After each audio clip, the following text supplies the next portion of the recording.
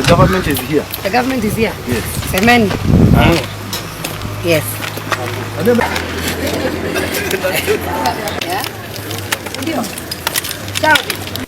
Today I was in Murang'a County. I had come for a funeral and doing my usual rounds in Murang'a.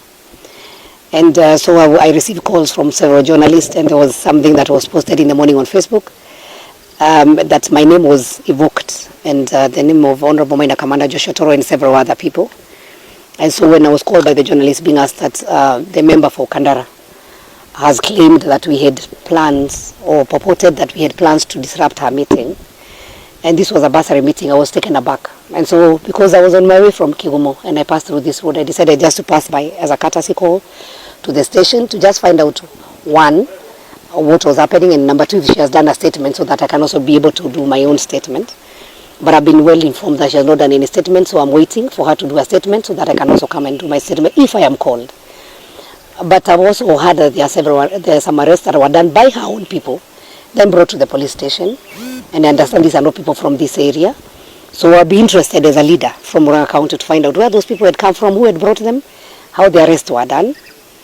And especially as a mother of this county, I would love peace. Yesterday, His Excellency the President talked about economic empowerment, going to the people and working for the people. That is my interest. And so there is nobody in their right senses who can try and organize or purport or even plan such a thing when our children are benefiting. So, but you know, if you want to when you meet a pig, the pig loves, going around and joking around in muddy waters or the murky waters. And if you dip yourself inside there, you will find yourself also very muddy.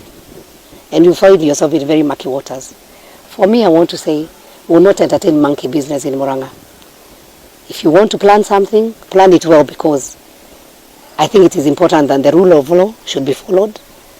And if there was anything that was stage managed, I normally say, speak the truth will set us free. This is a year of telling each other the truth. For me, I'll be waiting to hear those who were arrested, where they came from, who had sent them, and even I'll be interested to follow up what has been happening. And I want to tell Mheshimiwa Alice, she's at the age of my mother, or near there. I am the age of her daughter. I don't think I really need to engage her on petty issues.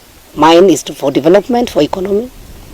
And I want to thank Mheshimiwa Uhuru Kenyatta. Talked about coffee, talked about tea, and we are welcoming the restructuring of KTDA. We're also welcoming the move by CS Kinjuri today to direct KCC to buy milk at the price of 35 Kenya shillings. We are welcoming the contribution that was given by the President on the money for our milk farmers. So for me, I'm on the ground. Let us work together. I know today CS Munya also gave a directive, so we are happy. And I'm looking forward to have even meetings with the tea farmers, with the factory, the cooperatives, the coffee cooperatives, so that we start improving from the coffee farms. From the coffee farms, the production in our central region, especially in Murang'a, is very low. So we should be looking at, if the price of coffee will be good price, then what is our production? And when we look at our societies, our factories, they are the way they were in the many years.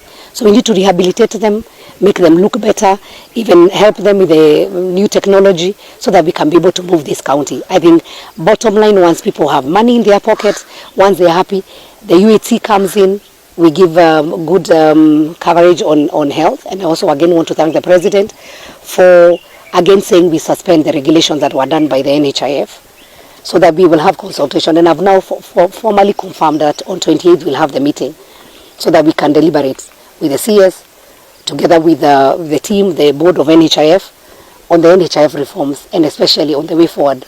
Those regulations were touching on a few things as a committee we have really been following up. Let us go to work. Let us stop cheap politics.